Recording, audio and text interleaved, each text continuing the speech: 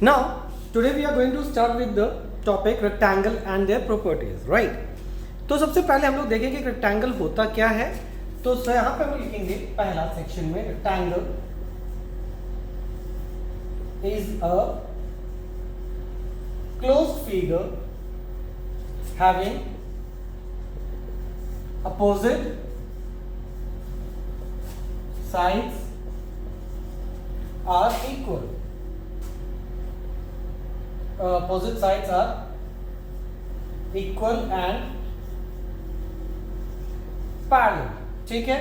तो मान लो ये है P Q R S, तो अपोजिट साइड्स आर इक्वल, तो P Q का अपोजिट हो जाएगा S R और P S का अपोजिट है Q R, तो ये क्या हो गया, ये इसका अपोजिट ये, तो ये दोनों साइड क्या हो गया, इक्वल हो गया। फिर P Q parallel to S R, P S parallel to Q R, ये सब क्या आपस में इक्वल है, राइट, एंड पैरेलल है, मतलब opposite sides are equal and parallel. तो अगर स्टेटमेंट वाइज लिखे तो हम लिख सकते हैं PQ is equal to SR and PS is equal to QR। Next हो जाएगा PQ parallel to SR, PQ यहां पर है, SR यहां पर है, and PS parallel to QR, ठीक है। तो opposite sides equal and parallel. दूसरा जो प्रॉपर्टी आता है वो क्या आता है, ऑल एंगल्स आर इक्वल, ठीक है। ऑल एंगल्स क्या होते हैं, इक्वल होते हैं, right, which is equal to 90 degree. तो angle P is equal to angle Q is equal to angle R is equal to angle S which is equal to 90 degree, right. Next, diagonals are equal। देखिए diagonal का मैंने already square के topic में बता दिया था कि diagonal होता क्या है, तो यहाँ पे मैं उतना डिटेल पे नहीं जा रहा, अगर आपको जानना है तो हमारे स्क्वायर के टॉपिक पे देख लीजिए। तो डायगोनल्स आर इक्वल, तो डायगोनल यहाँ पे जस्ट एग्जिस्ट दे रहा हूँ, जो लाइन अपोजिट वर्टिसेस को टच करे, तो ये क्या हो गया, डायगोनल हो गया। और ये भी एक क्या हो गया, डायगोनल, तो ये मान लिया D1 है और ये D2 है, ठीक है। तो ये पॉइंट O है इंटरसेक्शन, तो डायगोनल्स आर इक्वल, तो हम लोग यहाँ पे लिख सकते हैं D1 is equal to D2, या तो आप इस फॉर्मेट में लिखिए, या तो आप लिख सकते हैं PR is equal to SQ, ठीक है। नेक्स्ट है D1 बाइसेक्ट्स D2, D1 क्या हो रहा है, D2 को बाइसेक्ट कर रहा है, एंड D2 बाइसेक्ट्स D1, और ये इक्वल है, ये और ये इक्वल है।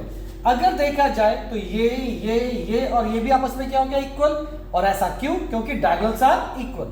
तो सपोज ये भी 4 सेंटीमीटर है, ये भी 4 सेंटीमीटर है, तो ये भी 4 है, ये भी 4 है, राइट। और इसको क्या किया, बाइसेक्ट किया है, तो ये 4 है तो हाफ कितना होगा, 2, ये भी 4 है तो हाफ कितना होगा, 2 2 2। तो देखा जाए तो ये भी आपस में सब क्या हो गया, इक्वल हो गया, और ये क्या है, दोनों साइड इक्वल है, तो ये एक आइसोसेलेस ट्रायंगल बन गया, ये भी आइसोसेलेस ट्रायंगल है, ये भी आइसोसेलेस है, ये भी आइसोसेलेस है, राइट।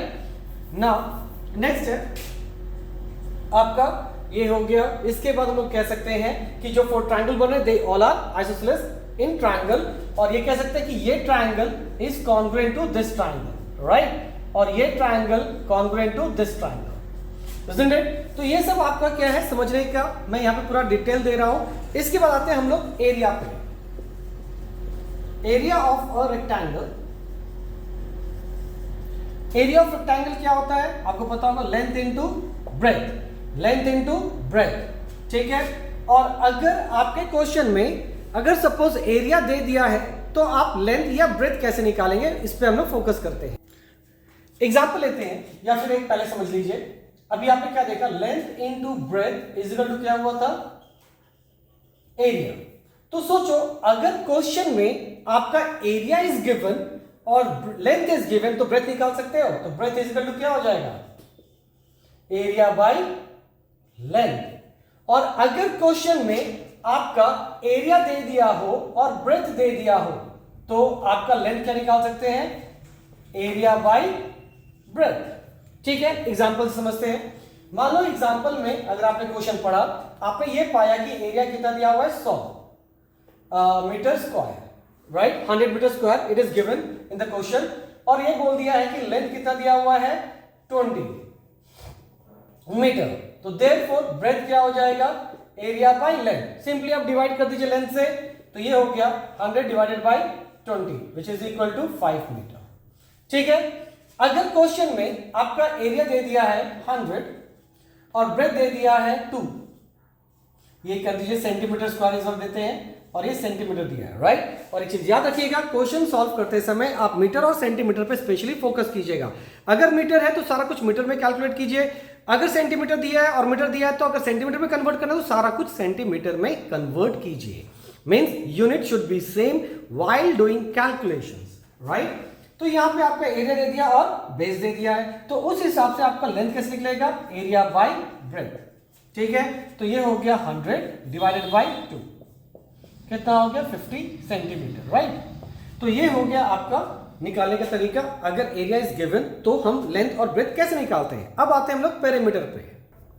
नाउ पेरीमीटर क्या होता है, बेसिकली आपका अगर मेरे को आप पहले से फॉलो कर रहे हैं तो अच्छी बात है, आपको पता होगा कि पेरीमीटर क्या होता है। नहीं कर रहे हैं तो आप समझिए वापस यहाँ पेरीमीटर क्या है।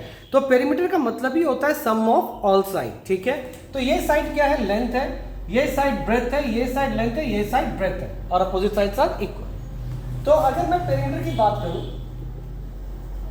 तो जब भी आप पेरीमीटर सोचिएगा तो सबसे पहला स्ट्राइक होना चाहिए सम ऑफ ऑल साइड। ठीक है, तो सम ऑफ ऑल साइड मतलब क्या हुआ, length plus breath plus breath. अब देखिए लेंथ कितनी बार है, एक बार, दो बार हो गया।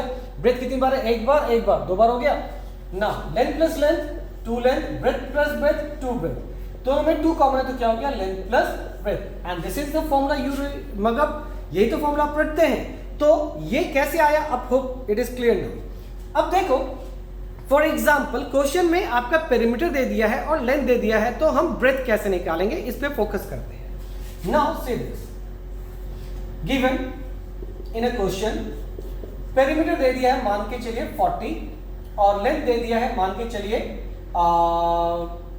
10 सपोज। कैलकुलेट कैसे करना है ये समझिए। अब देखो इस फॉर्मूला को, ये तो पेरीमीटर का फॉर्मूला था, इस फॉर्मूला को मैं थोड़ा अलग पैटर्न से लिखता हूं। तो अगर मैं लिखता हूं ये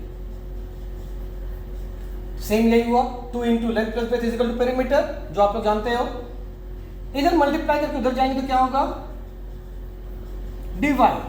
फाइन, अभी मान लिया आपका यहाँ पे क्या लेंथ दिया तो आपको क्या निकालना है ब्रेथ, तो यहाँ पे हम लोग क्या लिख सकते हैं, breadth is equal to perimeter by 2। इधर ये क्या है प्लस है, उधर जाके क्या होगा इक्वल टू जंप करे तो माइनस, तो माइनस लेंथ लिख सकते हैं। तो this is the formula to get the value of breadth. तो यहां से डायरेक्टली आप ब्रेथ के फॉर्मूला क्या लिख सकते हैं, perimeter by 2 minus length. Perimeter कितना है 40 बाई 2 माइनस लेंथ कितना हो गया 10, कैंसिल कीजिए 20, तो यहां पे हो जाएगा 20 माइनस 10 कितना हो गया अगेन 10 यूनिट। ठीक है, तो ये देखने से लग रहा है कि ये एक पार्ट ऑफ स्क्वायर ही होगा। ठीक है, कोई बात नहीं, तो ये एक समझ में आ गया। अगर हमें ये ब्रेथ था, अगर लेंथ निकालना है तो क्या करेंगे, अब वापस से इसी फॉर्मूला को चेकआउट करते हैं। तो 2 into length plus breadth is equal to perimeter, right. अब देखिए यहाँ पे मल्टीप्लाई है 2, उधर के क्या हो जाएगा, वापस से आप डिवाइड कीजिए। अब सोचो यहाँ पे आपका क्या दिया हुआ है, ब्रेथ इज गिवन, आपको क्या निकालना लेंथ, तो लेंथ को इधर रही है और ये क्या होगा पेरीमीटर बाई 2 प्लस उधर रखे माइनस ब्रेथ। ठीक है, फॉर्मूला आई सपोज इजी है, समझ में आसान है। तो ये देखिएगा कंपैरिजन कीजिए, perimeter by 2 perimeter by 2 minus length तो ब्रेथ आता है और माइनस ब्रेथ तो क्या आएगा लेंथ आएगा, राइट। अब इसका एक एग्जांपल देखते हैं। मान लो क्वेश्चन में आपका पेरीमीटर दे दिया है 40, लेंथ ब्रेथ दे दिया है 2, तो आपका लेंथ कितना होगा, तो length is equal to perimeter by 2 minus breadth. Directly आप फॉर्मूला यूज कर सकते हैं। तो 40 बाई 2 माइनस 2 कैंसिल हो गया, कितना हो गया 20, 20 में से 2 गया कितना होगा 18 मीटर, वॉट एवर, मीटर मैंने नहीं लिखा था, सॉरी मीटर, पेरीमीटर इज ये है आपका एक तरह का लेंथ है, इससे इसका यूनिट मीटर ही होगा, मीटर स्क्वायर नहीं होता है, square means area, right. Hope it is clear. आप कमेंट में डालिए कि क्या आपको टॉपिक नहीं क्लियर हुआ, अगर नहीं क्लियर हुआ तो again I will explain that one. और एक चीज, अगर आपको ये वीडियो बहुत फास्ट लग रही है, you can slow down, YouTube में ये फैसिलिटी है, आप उसे स्लो करके सुनिए, समझने की कोशिश कीजिए। और अगर आपका कोई क्वेश्चन है आप मेंशन कीजिए कमेंट में, I will try to solve, और not try to solve, actually मैं सॉल्व करके आपको दूंगा, ठीक है। होप इट इज लाइक, आप लोग लाइक कीजिए, शेयर कीजिए, बाय।